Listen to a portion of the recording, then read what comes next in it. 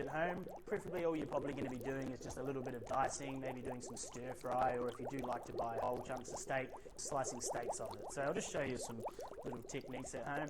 When it comes to things like casseroles, I've got a piece of chuck steak here. People go on about certain sizes for dice and things like that, but when you're cooking a meat for as long as what you're going to be cooking a piece of chuck for, the size isn't going to really matter too much, because hopefully it should be falling to pieces and melting in your mouth anyway.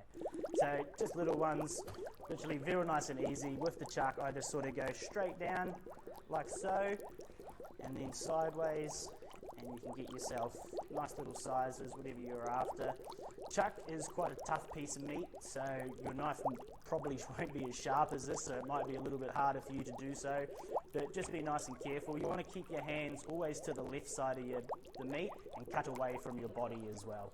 So keeping your nice hands as safe and sound away from the blade there, and just little slices. If you do feel, a lot of the time you'll feel it getting cut on there, stuck on there, just make sure you keep your fingers away, and what you really want to try to do is push down with the forward of your knife and get that to touch, and then pull back, rather than sawing at it and you get marks and that in there. You want a nice forward and slice in one big movement, so it's nice and easy for you.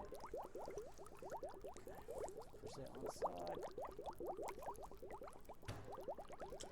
If you do tend to buy whole pieces of meat at home and slice your own steaks, obviously what you want to do is cut against the grain. Imagine a tree. If you're going to try to chop it down straight down the middle, it's going to be a lot harder than what it is if you're trying to chop it sideways. So this here is a piece of sirloin, New York steak, porterhouse, whatever you would like to call it. And you can see here, I'm not too sure if you can on the camera, the grain's running through it, so that's the way the grain is running. So we want to chop against the grain, which is going to be down this way like this. Once again, also you want to make sure your fingers are nice and safely out of the way.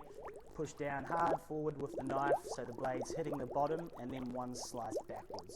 If you can't get it in the one go, obviously get started off, you can do a little backwards motion and then forward again, and you should be able to come straight back through nice and easy as such.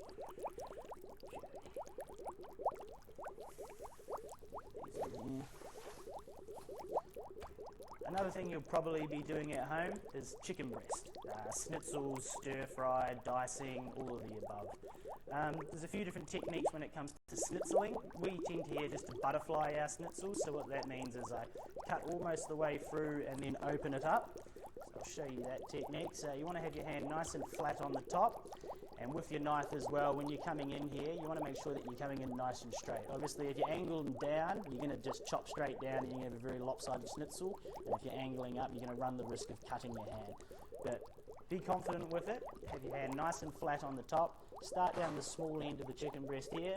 Go in and just slowly move your way across, as so. When you feel like you've gotten a decent way through the meat, open it up, like so, and then just a little bit more down there, then you've got yourself a nice looking schnitzel. If you don't like your schnitzels that big, what you can also do is slice a couple of them off there.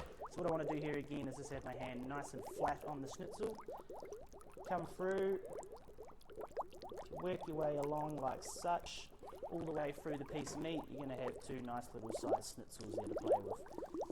Another thing, stir fry, very similar to what I do, so I don't have big chunky pieces of stir fry. I will go straight the way through the chicken breast again, and then get my smaller knife and I will come through and just nice little slivers. I chop them on an angle so you get a little bit of size to them as well, as such.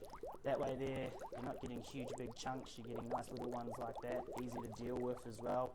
So this is probably some of the similar sort of slicing you will be doing at home, and there's just a little basic tutorial on how to